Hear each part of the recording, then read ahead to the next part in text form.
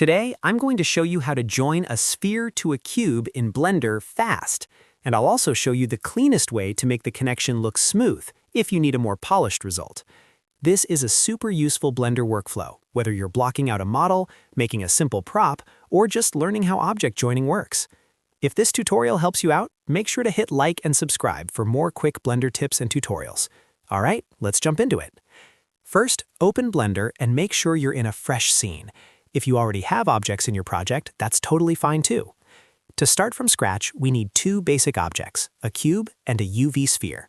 Press Ctrl+A to open the Add menu, then choose Mesh and click Cube. Blender usually starts with a cube already in the scene, so you may only need to add the sphere. Press Ctrl+A again, go to Mesh, and add a UV sphere.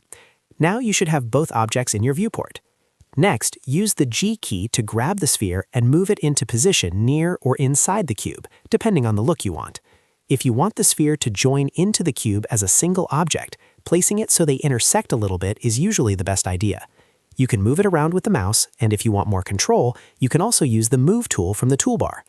Once the sphere is positioned, the next step is to select both objects. Click one object first, then hold Shift and click the other object.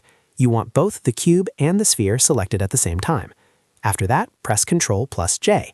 This is Blender's join shortcut, and it will combine the selected objects into one single object. At this point, it's important to understand what join actually does.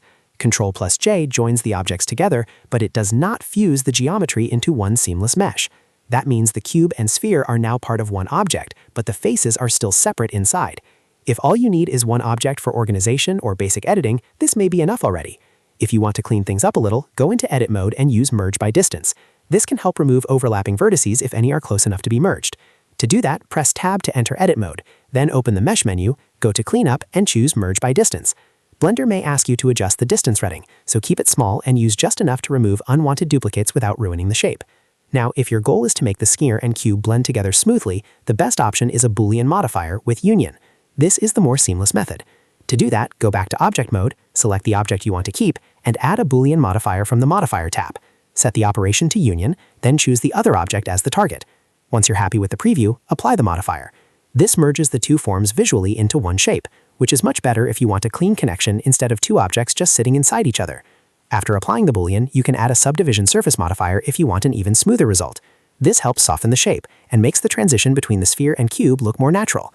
Just remember that subdivision can change the silhouette quite a bit, so it's a good idea to keep checking the model from different angles. Another important step is shading. If the object looks faceted or rough, right-click it and choose Shade Smooth. That will make the surface look cleaner and more polished. If you still see odd shading artifacts, you may need to adjust the normals or support the shape with additional geometry, depending on your project. So to quickly recap, add a cube and a UV sphere with Ctrl+A. Move the sphere into place with G, select both objects, press Ctrl+J to join them, and use Merge by Distance if you want a little cleanup. If you want a true smooth connection, use a Boolean union and optionally a Subdivision Surface modifier, then finish with Shade Smooth. And that's how you join a sphere to a cube in Blender fast.